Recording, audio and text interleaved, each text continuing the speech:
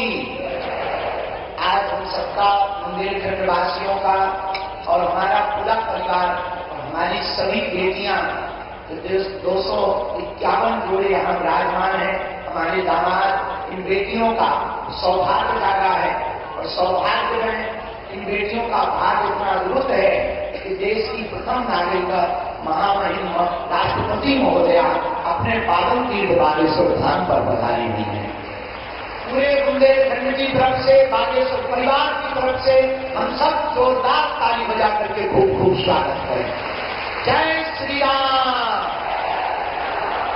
और उतना ही नहीं, यहाँ महामहिम राष्ट्रपति महोदया तो पहुंची ही है, पर अद्भुतता ये है, पुनः में हम पूर्व में तो नाम लेना भूल ही गए थे जल्दी में, लेकिन आज हमको पुनः सौभाग्य मिला और पुनः स्वागत करने का सौभाग्य मिला। इन बेटियों को आशीर्वाद मिला हमारे मध्य प्रदेश के राज्यपाल महोदय श्री मंगू भाई पटेल जी, आपका भी बहुत बहुत स्वागत। और हमारे बड़े ही लाडले मिलनसार, बड़े प्रिय, सबको लेकर चलने वाले हमारे बड़े ही प्रिय यहाँ के मुख्यमंत्री श्री मोहन यादव जी भी आप पहुंचे हैं। आपका भी बागेश्वर धाम पर स्वागत है। परम पूज्य श्री गीता मनीषी जी महाराज जी, पूज्य श्री ज्ञानानंद जी महाराज जी, जिन्होंने गीता के माध्यम से पूरे विश्व को जोड़ा है, उनकी पावन सानिध्यता है। परम पूज्य श्री आचार्य बालकृष्ण जी महाराज जी, जिन्होंने आयुर्वेद के माध्यम से भारतीय प्राचीन संस्कृति को पुनर्जीवित किया है। हम आप सबका और पूरे बागेश्वर धाम के परिवार के सदस्यों का, विदेशों से आए अतिथियों का और महामहिम जी के साथ आए समस्त परिकर का, इस छोटे से गांव में जो बुंदेलखंड के बक्स स्थल पर विराजमान है, बागेश्वर धाम आस्था का केंद्र तो है ही है, धर्म का केंद्र तो है ही है, पर परमात्मा का भी सबसे बड़ा केंद्र है। महामहिम जी को बताना चाह रहे हैं कि हमारी पूरी टीम लगभग इसमें 200 लोग हैं जो मिलकर के इन बेटियों के लिए चयन करती है। जो वास्तविक पात्र है उसके लिए पूरी समिति ने लगभग 22,000 किलोमीटर कार से यात्रा की।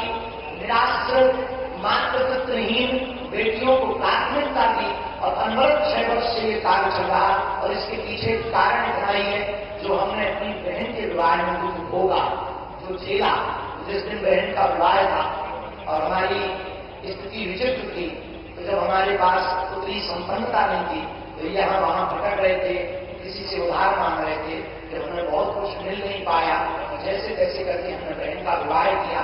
उसी दिन हमने प्रण ठाना था कि आज हमें अपनी बहन के विवाह में इतना निराश होना पड़ रहा, वो बाहर नहीं दे पा रहे हैं, भंडारा विशाल नहीं करवा पा रहे हैं। अगर कल के दिन प्रभु ने हमें सामर्थ्यवान बनाया तो भारत के किसी भी भाई को हमारी तरह नहीं भटकना पड़ेगा। उसके बाद ये प्रण प्रारंभ हुआ, संकल्प प्रारंभ हुआ।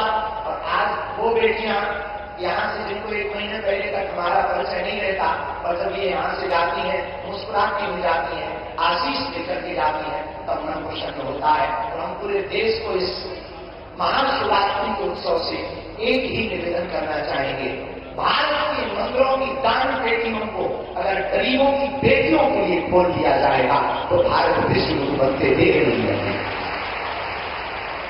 इसी संदेश के लिए हमारा उद्देश्य है कि भारत में जितने भी मठ, मंदिर, महात्मा हैं, निश्चित रूप से धर्म के केंद्र हैं, पर वो परमात्मा के केंद्र होंगे तो समाज के सबसे निम्न, जिनको लोग कहते हैं ये बहुत पीछे वाले हैं, हमारी दृष्टि में इस देश में ना कोई बड़ा है ना छोटा है, इस देश में सब हिंदुस्तानी है, सब भारतीय है और सबको रहने का अधिकार है। इसी संकल्प को जन जन तक पहुंचाने के लिए हर वर्ष इस उत्सव को करवाया जाता है। आपका आना हुआ, हम सब बुंदेलखंडवासी करोड़ों बार भी आपको धन्यवाद दें, तब भी वह आपका ऋण नहीं हम चुका पाएंगे, क्योंकि इन बेटियों का जिनका कोई नहीं है, ये बेटियां जब घर जाएंगी तो गौरव के साथ कहेंगी कि हम अपने बाप के घर से आए हैं, जहां महामहिम राष्ट्रपति महोदया ने भी हमारे बारे में आशीर्वाद दिया और बालाजी हमारे पिताजी हैं, ये जीवन भर इस क्षण को भूल नहीं पाए। इसलिए पूरे महामहिम राष्ट्रपति महोदया को हम बहुत बहुत स्वागत भी कर रहे हैं, धन्यवाद भी बहुत दे रहे हैं और पूरे देश के लोगों से हम प्रार्थना करना चाह रहे हैं, भैया जिनका कोई ना हो उनका आप सहारा तो बनकर देखो। और हमारी प्रार्थना है बेटियों को आप बोझ मत मानिए। बेटियां भी बेटों से कम है क्या? अगर बेटियां बेटों से कम होती तो भैया हमारी बेटियां बड़े बड़े उच्च शिखर पर ना पहुंचती। यहां तक कि भारत में यत्र नार्यस्तु पूज्यन्ते रमन्ते तत्र देवता, यहाँ देवी रूप में पूजा होती है। हमारे पूरे विश्व के अन्य देशों में नारी को भोग्य माना जाता, एक अपना भारत है जहां पूज्य माना जाता है। किसी एक घटना के साथ हम बात को विराम की ओर ले जाएंगे। एक दो व्यक्ति बैठे हुए थे, आपस में बात कर रहे थे। तो एक ने कहा, पता है तुम्हें हम बहुत भाग्यशाली हैं। बोले क्यों? बोले हमारे 2 बेटे हैं।